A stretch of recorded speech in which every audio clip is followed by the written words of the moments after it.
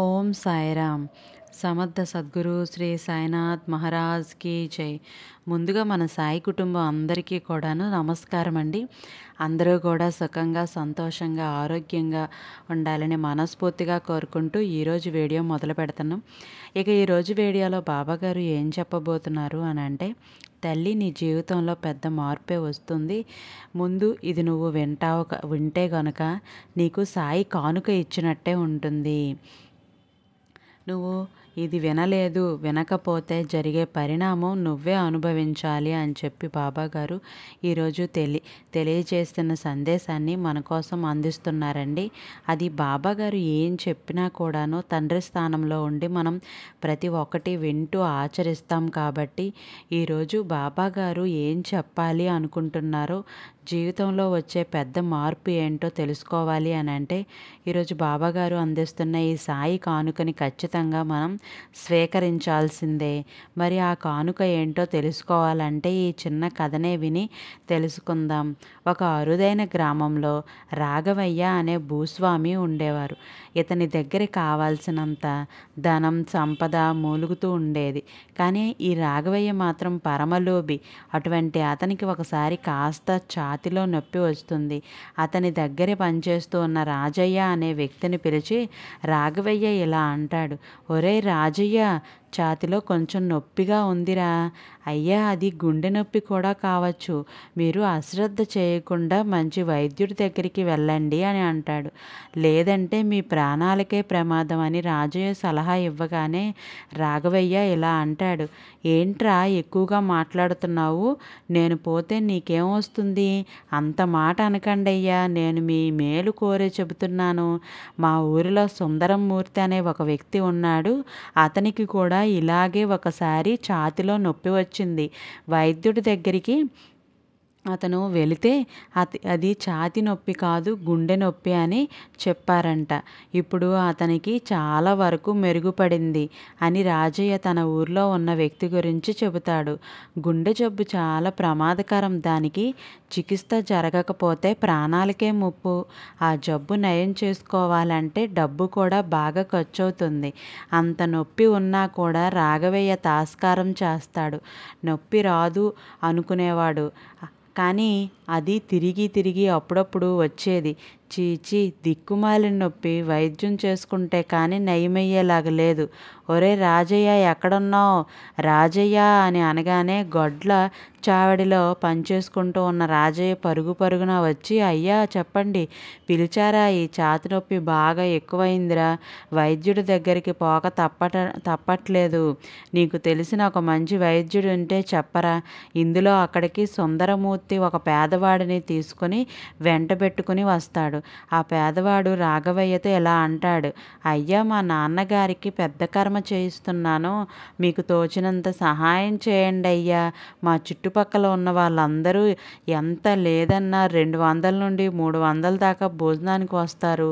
మా నాన్న అందరికీ కావలసిన వాడే. అందరినీ పిలవకుండా ఉండలేము. అందుకే ఈ సుందరమూర్తి గారి దగ్గర డబ్బులు అడిగాను. అయినా ఆయన దగ్గర ప్రస్తుతానికి లేవు అంటున్నారు. మన రాఘవయ్య దగ్గర అడిగి ఇప్పిస్తాను అంటే ఇలా తీసుకొచ్చారు. మేము చూసుకుని నీకు నేను డబ్బు ఇవ్వాలా? నీకు ఇల్లుందా, పొలం ఉందా? నా దగ్గర తాకట్టు పెట్టడానికి మీ ఆవిడ మెడలో ఆవగింజంత బంగారం కూడా లేదు అని అనగానే సుందరమూర్తి ఇలా అంటాడు, అలా అనకు రాఘవయ్య. గిరి చాలా మంచివాడు. వాళ్ళ నాన్న బ్రతికున్నప్పుడు అందరికీ ఉపయోగపడిన మనిషి, ఎవ్వరికీ చెడు చేయని మనిషి. వాళ్ళ నాన్న ముఖం చూసైనా వీడికి కొంచెం సహాయం చేయరాదు? వీలైనంత తొందరలో డబ్బు వడ్డీతో సహా తిరిగి ఇచ్చేస్తాడు. ఇలాంటి సమయంలో ఆదుకోకపోతే మనం మనుషులం ఎలా అవుతాం చెప్పు? ఓ సుందరమూర్తి, ఊర్లో ఎలాగో నీకు మంచి పేరు ఉంది కదా, ఏదో ఒకటి చేసి ఆ డబ్బు నువ్వే అందించకూడదు? ఆ పేరు ఇంకా పెరుగుతుంది కదా అని అంటాడు. రాఘవయ్య అప్పుడు సుందరమూర్తి ఇలా అంటాడు, నా దగ్గరే డబ్బు గనక ఉంటే ఇక్కడ దాకా వచ్చే వాళ్ళమే కాదు. అందుకే మిమ్మల్ని అడిగి ఇప్పిస్తామని ఇక్కడికి తీసుకొచ్చాను. సరే అయితే పూజకర్తగా నువ్వు ఉన్నట్లయితే నేను ఇవ్వగలను అని అంటాడు. ఆ గిరిగాడి మీద నాకు నమ్మకం లేదు. అప్పుడు రాజయ్య కల్పించుకొని ఇలా అంటాడు, అయ్యా మంచివాడు, మీ డబ్బులు తప్పకుండా తిరిగిస్తాడు. ఒరే రాజయ్య, నువ్వు తీసుకున్న అప్పే తిరిగి ఇవ్వలేకనే నేను ఇప్పుడు నిన్ను పనిలో పెట్టుకున్నాను. రేపు ఆ గిరిగాడిని కూడా తీసుకొచ్చి పనిలో పెట్టుకుంటే మీ ఇద్దరికీ జీతాలను నేను జమ చేయలేను అని అంటాడు. రాఘవయ్య ఇక సుందరమూర్తి ఇలా అంటాడు, మీకు అంత కష్టం రాదు. కాదులే రాఘవయ్య, గిరిగాడికి నేను పూజీకర్తగా ఉంటాను. ఒకవేళ గిరిగాడు డబ్బులు తిరిగి ఇవ్వకపోతే నేను ఇస్తాను. నా ఆస్తులు, నా వ్యవసాయం ఎలా ఉంటుందో నీకు తెలుసు. చెప్పే పని లేదనుకుంటా కదా. నీకు ఎప్పుడు కావాలంటే అప్పుడు చెప్పు, నీ డబ్బు నీకు తిరిగి వస్తుంది, సరేనా అని అనగానే దానికి రాఘవయ్య సరే అంటాడు. సుందరమూర్తి గారు కర్తగా ఉంటానంటే నేనెందుకు కాదంటాను అని కాగితాల మీద సంతకాలు పెట్టించుకొని కావలసినంత డబ్బుని సమకూరుస్తాడు. అవును సుందరమూర్తి, ఇంతకు ముందు నీ గుండెల్లో నొప్పి వచ్చిందని చెప్పాడు మా రాజయ్య. ఇప్పుడు ఎలా ఉంది? ఇప్పుడు పర్వాలేదులే, బాగానే ఉంది. అప్పుడప్పుడు కొంచెం కలుక్కోమంటూ ఉంటుంది. గుండెల్లో దానికి కూడా వైద్యుడు వైద్యం చేస్తున్నాడు. ఎవరా వైద్యుడు? ఏ ఊర్లో ఉంటాడు? ఎంత తీసుకుంటాడు? ఏమిటి? మన పక్క ఊర్లోనే 2 మైళ్ళ దూరంలో ఉంటాడు. కాకపోతే ఆ వైద్యుడు చాలా విచిత్రమైన మనిషి. కూలీలా చేసుకునేవారు వెళ్తే ఇచ్చినంత తీసుకుంటాడు. ఇవ్వకపోతే సరే వైద్యం చేసి పంపిస్తాడు. కొంచెం డబ్బులు ఉన్నవాళ్ళు, మనలాంటి వాళ్ళు వెళ్తే ముక్కు పిండి గట్టిగా వసూలు చేస్తాడు. డబ్బులు ఇవ్వకపోతే రోగి మీద చెయ్యి కూడా వేయడు. వైద్యం అనేది ప్రజాసేవ కదా. ముసల్లాంటి వారి దగ్గర ఎక్కువ తీసుకోవటం ఏమిటి అని రాఘవయ్య అడుగుతాడు. డబ్బు ఇవ్వకపోతే చెయ్యి వేయకపోవటం ఏమిటి? అప్పుడు రాజయ్య ఇలా అంటాడు, మీరు ధర్మంగా ఉన్నారా అయ్యా? మీరు చెయ్యి వేయటం లేదా? వడ్డీ మీద వడ్డీ, దాని మీద చక్రవడ్డీ వేసి 6 ఏళ్ళుగా నేను మీ దగ్గర పని చేస్తూనే ఉన్నాను.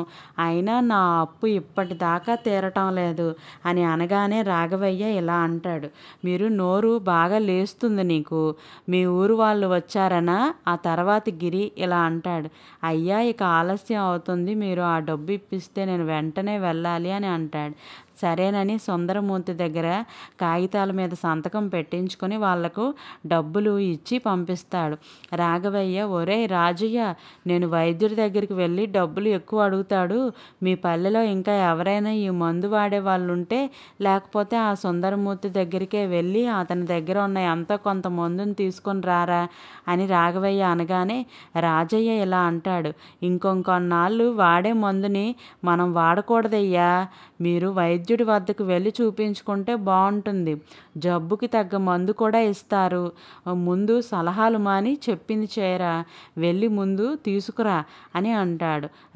రాఘవయ్యకు బాకీ ఉన్నాడు కనుక అతని చేతిలో డబ్బు కూడా పెట్టలేదు. రాజయ్య తన పల్లెలో ఉన్నవాడిని బతిమాలి రాజయ్య తన సొంత డబ్బులతో వారు తీసుకుంటున్న మందు కొంత డబ్బు ఇచ్చి తీసుకొస్తాడు. రాఘవయ్య ఆ మందునే కొంచెం కొంచెం చాలా పొదుపుగా వాడుతాడు. కానీ ఆ నొప్పి మాత్రం తగ్గదు. ఈలోపు మందు కాస్త అయిపోతుంది. ఒరే రాజయ్య, మళ్ళీ వెళ్ళి కొంత మందు తీసుకురా, ఈ నొప్పికి ఎంతకీ తగ్గటం లేదు. అయ్యా, నేను ముందే చెప్పాను కదా, ఒకరు వాడే మందులు వాడకూడదు. మీ ఆరోగ్య పరిస్థితి ఏంటో తెలియకుండా వేరే వాళ్ళ మందులు వాడితే ఎలా తగ్గుతుంది చెప్పండి. ఇప్పటికైనా మీరు మించిపోయింది లేదు, వెళ్ళి వైద్యుడి దగ్గరికి చూపించుకోండి. అప్పుడు ఆయన మీకు మంచి మందు ఇస్తాడు. నేను నీకు ముందే చెప్పాను కదరా, సలహాలు ఇవ్వద్దు అని. చెప్పింది మాత్రమే చేయి. తొందరగా వెళ్ళి ముందు పట్టుకురా, సమయం వృధా చేయకుండా అని అంటాడు. రాఘవయ్య చేసేది ఏమీ లేక రాజయ్య మళ్ళీ ఊర్లోకి వెళ్ళి అందరినీ బతిమాలి మందు గురించి అడుగుతాడు. వాళ్ళ దగ్గర ఆ మందు అయిపోయింది అని చెప్పడంతో రాజయ్య వట్టి చేతులతో వెనక్కి తిరిగి వస్తాడు. అయ్యో, పోయినసారి మందు తెచ్చిన వ్యక్తి దగ్గరికి వెళ్ళాను. అతనికి గుండె నొప్పి తగ్గిపోయిందంట, మందు మానేశాడంట అని రాఘవయ్యతో అనగానే రాఘవయ్య చాలా బాధపడిపోతాడు. డబ్బు ఖర్చు చేసి మందు తీసుకోవాలంటే ప్రాణం పోయినంత పని అవుతుంది. మందు తీసుకోకుండా ఉందామా అంటే ఆ గుండె నొప్పితో ప్రాణమే పోవచ్చు. ఈ చిక్కు వేడక 3 రోజులు మదనపడి రాఘవయ్య చివరికి ఒక నిర్ణయానికి వస్తాడు. ఒకరోజు వేకువజామున లేచి రాఘవయ్య రాజయ్యతో ఇలా అంటాడు. ఒరే రాజయ్య, నేను తొందరగా పని మీద పొరుగురికి వెళ్ళవలసి వచ్చింది. నువ్వు మాత్రం తిరిగి వచ్చేదాకా జాగ్రత్తగా ఇంటిని గేదెల్ని చూసుకుంటూ ఉండు, ఎటూ పోమాకు అని చెప్పి బయలుదేరి వెళ్తాడు. రాఘవయ్య తిన్నగా రాజయ్య ఇంటికి చేరుకుంటాడు. ఆ గుడిసె దగ్గర అతని కొడుకులు ఇద్దరూ మాత్రమే ఆడుకుంటూ ఉంటారు. ఏరా, మీ అమ్మ సరోజమ్మ ఎక్కడికి వెళ్ళింది? అమ్మ పొలంలో గడ్డి కోసుకురావడానికి వెళ్ళింది అని చెబుతాడు. రాజయ్య కొడుకు వాడి చేతిలో ఒక పావలా పెట్టి, ఒరే షక్కూరికి వెళ్ళి అక్కడ ఒక మంచి వైద్యుడు ఉన్నాడంట, అతని దగ్గరికి వెళ్ళి మా నాన్నగారికి గుండె నొప్పి వస్తుంది అని ఒక మంచి మందును పట్టుకుని రారా అని అంటాడు. రాఘవయ్య, ఏది ఆ వైద్యుడితో ఏం చెప్తావు, మళ్ళీ ఒకసారి చెప్పు అని అంటాడు. ఏంటి, మా నాన్నగారికి గుండె నొప్పి వస్తుంది, సరే మందు ఇవ్వమనే చెబుతాను. మా నాన్నకు గుండె నొప్పి చాలా ఎక్కువగా ఉంది, ఆయన రాలేకపోతున్నారు అని, అందుకే నేను వచ్చాను అని చెప్తాడు. రాఘవయ్య చెప్పినట్టే చెప్తాడు. నువ్వు వచ్చేదాకా నేను ఇక్కడే ఉంటానురా, త్వరగా వచ్చేరా, మందు జాగ్రత్త మరి అని చెప్పి మరి ఆ పిల్లవాడిని అక్కడ నుండి పంపిస్తాడు. ఇక ఆ రాఘవయ్య పావలాకే గుండె నొప్పి మందు వస్తుందని సంతోషిస్తాడు. ఇక ఆ పిల్లవాడిని పంపించి అక్కడే కూర్చుంటాడు. రాఘవయ్య రాజయ్య కొడుకు పావలా తీసుకొని వైద్యుడి గ్రామానికి పొలాల వెంట పరిగెడుతూ ఉంటాడు. వాడి తల్లి గడ్డి కోసుకుంటూ అక్కడే చూసి, ఏరా పొలాల వెంబట ఎందుకు పరిగెడుతున్నావు? ఇంట్లో తమ్ముడిని చూసుకోమని చెప్పాను కదా, ఎక్కడికి వెళ్తున్నావు అని అడుగుతుంది. అప్పుడు ఆ పిల్లవాడు ఇలా అంటాడు. అమ్మ, నాన్నగారికి గుండె నొప్పి వచ్చిందంట, చాలా బాధపడుతున్నాడంట. రాఘవయ్య గారు మన ఇంటికి వచ్చి ఈ పావలా డబ్బులు ఇచ్చి తొందరగా మందు తీసుకురమ్మని నాకు వైద్యుడి దగ్గరికి పంపుతున్నాడు. ఆ మాటలు విన్న రాజయ్య భార్య సరోజమ్మ కంగారు పడి, ఏంటి గుండె నొప్ప? ఓరి భగవంతుడా, అదేదో ఇటు ఇవ్వు, అంత దూరం వెళ్ళి నువ్వు మందు తీసుకురాలేవంటూ ఆ పావలా తీసుకొని 2 మైళ్ళ దూరంలో ఉన్న వైద్యుడి గ్రామానికి చేరుకుంటుంది. అక్కడికి వెళ్ళి వైద్యుడితో ఇలా అంటుంది. బాబు, మా ఆయనకి గుండె నొప్పి వచ్చి చాలా బాధపడుతున్నారు, ఈ పావలా తీసుకుని మందు ఇచ్చి పుణ్యం కట్టుకోండి అని అడుగుతుంది. రోగిని చూసి క్షుణ్ణంగా పరీక్షించిన తర్వాత ఏ మందైనా ఆశిస్తాను అని ఆ వైద్యుడు చెప్పగానే ఆ తల్లి బతిమాలుతుంది. రోగి నా భర్త రాఘవయ్య, వారి ఇంట్లో 2 మైళ్ళ దూరంలో ఉన్నాడు, ఇప్పుడు ఇంత దూరం నడిచి రాలేడయ్యా, దయ చూపించి నా భర్త ప్రాణాలు కాపాడండి అయ్యా అని రాజయ్య భార్య సరోజమ్మ ఆ వైద్యుడి కాళ్ళ దగ్గర కాళ్ళు పట్టుకుంటుంది. రాఘవయ్య ఇంట్లో పని చేస్తున్నాడా? ఇంకేంటమ్మా, పేరు మోసిన భూస్వామి కదా, పని చేయిస్తున్న అతనే కదా మందు ఇప్పిస్తాడు. రూపాయికి తక్కువైనా మందు ఇవ్వను, అయినా నేను రోగిని చూడాలి అని కరాఖండిగా అంటాడు. ఆ వైద్యుడు అప్పుడు సరోజమ్మ కాళ్ళ వేళ్ళ పట్టుకుని ఇలా అంటుంది. నా భర్త జీతానికి ఉన్నాడు అని నువ్వు అనుకుంటున్నావు, నౌకరు కాదయ్యా, రాఘవయ్య దగ్గర తీసుకున్న అప్పు తీర్చలేక ఆయన దగ్గరే పనిచేసి వాటిని తీరుస్తున్నాడు, బాకీ తీరుస్తున్నాడు. మీరే నా వెంట రండి అయ్యా, అప్పుడు రోగిని చూసి మందు మీరే ఇద్దురు కానీ అని చెప్పి ఆమె వైద్యుని బతిమాలుతుంది. నేనెలా వస్తానమ్మా, నా కోసం రోగులు ఎక్కడెక్కడి నుండో ఇక్కడికి వస్తారు. ఈ పెద్ద మనిషి చూడు, 2 క్రాసుల దూరం నుండి నా కోసం బండి కట్టుకొని వచ్చాడు అని పడుకొని ఉన్న సుందరమూర్తిని చూపిస్తాడు. సుందరమూర్తి రాజయ్య భార్యను చూసి గుర్తుపట్టి, నువ్వు రాజయ్య భార్య అని అడుగుతాడు. ఏమైంది, ఎందుకు ఇంత దూరం వచ్చావమ్మా అని అడగగానే జరిగిందంతా ఏడుస్తూ చెబుతుంది. సరోజమ్మ, నువ్వు ఏడవకు తల్లి, నా బండి మీద రా అమ్మ, నీ భర్తను తీసుకొని వద్దాము, వైద్యుడి గారు చూసి మందు ఇస్తారు, నీ భర్తకి ఏమీ కాదు అని చెప్పి సుందరమూర్తి రాజయ్య భార్యని ఎక్కించుకొని రాఘవయ్య ఇంటికి తీసుకెళ్తాడు. రాజయ్య అక్కడే ఉండి భార్యను చూసి ఆశ్చర్యపోతాడు. భార్య కూడా భర్తను చూసి, ఎట్టా ఉందయ్యా, ఇప్పుడు నీకు ఏ ఇబ్బంది లేదు కదా, నొప్పి కాస్తైనా తగ్గిందా లేదా అని భార్య అడుగుతుంది. నువ్వు ముందు ఏడవటం ఆపి, నాకు అసలు జబ్బు లేదు, ఏమీ లేదు, నువ్వేమి జరిగింది, నాకేమైంది, అసలు నేను బ్రహ్మాండంగా ఉన్నాను, నాకు ఏ నొప్పి లేదు అని రాజయ్య అంటాడు. ఆ మాటలకు సరోజమ్మ జరిగిందంతా వివరణ చెబుతుంది. ఆ అయ్యగారు కూడా బాగానే ఉన్నారు, పొరుగురు వెళ్ళి వస్తానని వేకువజామునే వెళ్ళారు. దారిలో మన వాడు కనిపిస్తే ఏదో చెప్పుంటారు, వాడు ఇంకేదో అర్థం చేసుకుని ఉంటాడు అని అంటాడు. రాజయ్య సుందరమూర్తి గారు, అనవసరంగా నీకు ఇబ్బంది పెట్టాము, మమ్మల్ని క్షమించండి అని తన భార్య చెబుతుంది అని చెప్పి భార్యాభర్తలు ఇద్దరు ఇంటికి అక్కడి నుండి బయలుదేరుతారు. ఇక సుందరమూర్తి కూడా బండి తోలుకుంటూ తన గ్రామానికి బయలుదేరుతాడు. ఈలోపు గుడిసె దగ్గర వేచి చూస్తున్న రాఘవయ్య నొప్పితో బాధపడుతూ ఆ పిల్లవాడు తిరిగి రావటం చూసి ఇలా అంటాడు, ఏమిరా మందు ఎక్కడా, అప్పుడే వచ్చేసావే, మందు మా అమ్మ తెస్తుందని వెళ్ళిందయ్యా అంటాడు ఆ కుర్రవాడు. ఇక రాజయ్య భార్య సరోజమ్మ ఎప్పటికీ రాకపోయేసరికి రాఘవయ్య కంగారు పడుతూ ఉంటాడు. ఈలోపు రాఘవయ్యకు గుండె నొప్పి కూడా ఎక్కువ అవుతుంది. సరోజమ్మ ఎంతసేపటికి రాలేదు. ఇక లాభం లేదు అనుకొని, సరే ఇక నేను వెళ్తున్నాను రా, ఒకవేళ దారిలో మీ అమ్మ మందుతో ఎదురొస్తే తీసుకుంటానులే అని చెప్పి అక్కడి నుండి బయలుదేరుతాడు. రాఘవయ్య సరోజమ్మ రాకపోతే వైద్యుడు దగ్గరికి వెళ్ళాక తనని చూసి ధనికుడు అనుకొని ఎక్కువ మొత్తం డబ్బులు లాగుతాడేమో అని ఆలోచించి తన దగ్గర ఉన్న చేతి ఉంగరాలు డబ్బు తీసి మూట కట్టి అది పట్టుకుని రెండవ చేతిలో గుండెని గట్టిగా పట్టుకొని నడుస్తూ దారిలో ఒక చోట స్పృహ తప్పి పడిపోతాడు. బండి తోలుకుంటూ అటుగా వస్తున్న సుందరమూర్తి రాఘవయ్యని చూసి బండిని ఆపి, అయ్యా రాఘవయ్య గారు, మీకేమైంది, ఏమిటి మీరు ఇలా పడి ఉన్నారు అని ఆ రాఘవయ్య ముఖం మీద నీళ్లు చల్లుతాడు. కళ్ళు తెరవగానే రాఘవయ్య ఎలా అంటాడు, మందు తెచ్చావా అమ్మ? ఆ మాటలు సుందరమూర్తికి అర్థం కాక రాఘవయ్యని ఎత్తి బండిలో కూర్చోబెట్టుకుని వైద్యుడి ఇంటికి తోలుకొని పోతారు. వైద్యుడు రోగిని చూసి పరీక్షించి, రోగం చాలా ముదిరిపోయింది, ప్రతిరోజు పరీక్ష చేసి మందులు ఇవ్వాలి, ఎవరు ఈ మనిషి అని అడుగుతాడు. సుందరమూర్తి గారి దగ్గర అప్పుడు ఇలా పనిచేసేవారు అని చెప్తాడు. ఈయన రాఘవయ్య అని చాలా పెద్ద మనిషి అంటారు. ఓహో, రాఘవయ్య అంటే ఇతనేనా, ఈయన గురించి చాలా విన్నానులే, పెళ్ళికి బిచ్చం వేయని వ్యక్తి, అవతల మనిషి ప్రాణం పోతున్నా అప్పు వసూలు చేస్తాడని, ఇతని దగ్గర అప్పు తీసుకున్న వాళ్ళు చాలా వరకు ఆత్మహత్యలు చేసుకున్నారని తెలిసింది. రాజయ్య అప్పు తీర్చలేదనే కదా పనిలో పెట్టుకొని మరీ పని చేయించుకుంటున్నాడు పాపం. ఆ రాజయ్య తన కష్టం గురించి ఇక్కడికి వచ్చి చెప్పుకుంది వాళ్ళ భార్య. ఇంతకీ రాజయ్యకి ఎలా ఉంది అని అడుగుతాడు ఆ వైద్యుడు.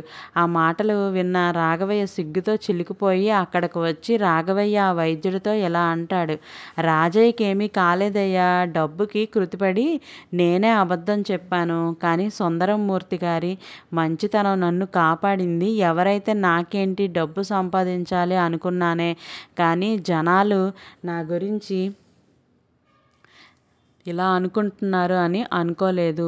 సుందరమూర్తి మంచితనం గురించి ఎన్నో విన్నాను, కానీ ఈరోజు నేను కళ్ళారా చూస్తున్నాను. ఒక్కరోజు బ్రతికినా నీలా బ్రతకాలి సుందరమూర్తి గారు, ఒకరోజు నేను చచ్చి బ్రతికాను. ఒక మనిషి ఎలా బ్రతకాలో నిన్ను చూసే నేర్చుకోవాలి. అలా రాఘవయ్యలో మార్పు వస్తుంది. తన ఆస్తిని అంతా వైద్యుడికి ఇచ్చి పేదలకు ఉచితంగా వైద్యం చేస్తూ 10 మందికి ఎప్పటికప్పుడు సాయం చేస్తూ మిగతా జీవితం గడుపుతాడు. చూశారు కదా, ఈ కథ ద్వారా మనకు బాబా గారు అందిస్తున్న గొప్ప సందేశం, డబ్బు మనిషి జీవితంలో ఎంత ప్రాధాన్యమో అంతే ప్రాధాన్యం జీవితంలో మన మనుషులకు కూడా విలువలను ఇవ్వాలి. అప్పుడే మన జీవితానికి ఒక పరమార్థం అనేది ఉంటుంది. నీ జీవితంలో నువ్వు కోట్లు సంపాదించి దాచుకుంటే ప్రయోజనం లేదు. దానిని ఎలా ఉపయోగించాలి, నీ జీవితంలో అది ఎంతవరకు నీకు ఉపయోగపడుతుంది, దాని ద్వారా ఇతరులకు దానిని ఎలా ఉపయోగించాలి, ఎవరైనా ఎప్పుడైనా ఆపదలో ఉన్నప్పుడు, కష్టంలో ఉన్నప్పుడు వారికి మీకు తోచినంత సహాయం అందించండి. అప్పుడే నీకు అసలైన సంతోషం, అసలైన అదృష్టం, అసలైన జీవితం నీకు కనిపిస్తుంది అని బాబా గారు అంటున్నారండి. ఈ గొప్ప సందేశాన్ని ఎవరైతే పూర్తిగా అర్థం చేసుకుంటారో మన జీవితంలో కూడా డబ్బుకి ఎంతవరకు ప్రాధాన్యతని ఇవ్వాలో అంతవరకు మాత్రమే ఇవ్వాలి అని గుర్తుపెట్టుకొని దానిని నీతిగా, న్యాయంగా మీ కష్టంతో మీరు పైకి రావాలని బాబా గారు ఈ సందేశం అనేది అందిస్తున్నారండి. ఈ వీడియో నచ్చిన వాళ్ళందరూ కూడా మన సాయి భక్తులందరికీ కూడాను షేర్ చేయండి. అలాగే ఈ వీడియోకి 200 లైక్స్ అయితే చేయండి. ఈ కథ నచ్చిన వాళ్ళందరూ కూడాను శ్రద్ధ సబూరి అని అయితే కామెంట్ చేయండి. ఎవరైనా కొత్తగా మన ఛానల్ని చూస్తున్న వాళ్ళైతే ఖచ్చితంగా సబ్స్క్రైబ్ చేసుకొని సపోర్ట్ చేయండి. ప్రతి ఒక్కరూ కూడాను మీకు తెలిసిన ఫ్రెండ్స్ కానీ రిలేషన్స్ కానీ ఈ వీడియోని షేర్ చేసి ఆ సాయి ఆశీస్సులు ప్రతి ఒక్కరూ కూడా తీసుకుంటారని, వీడియో చూసిన ప్రతి ఒక్కరూ ఒక లైక్ చేయటం వల్ల ఆ సాయినాథుని ఆశీస్సులు మీపై ఉన్నాయని ప్రతి ఒక్కరూ నమ్ముతారని, ఓం సాయిరామ్ అని కామెంట్ చేయండి. రేపటి సాయివాకతో మళ్ళీ కలుద్దాం. సర్వేజన సుఖినో భవంతు. Thank you for watching.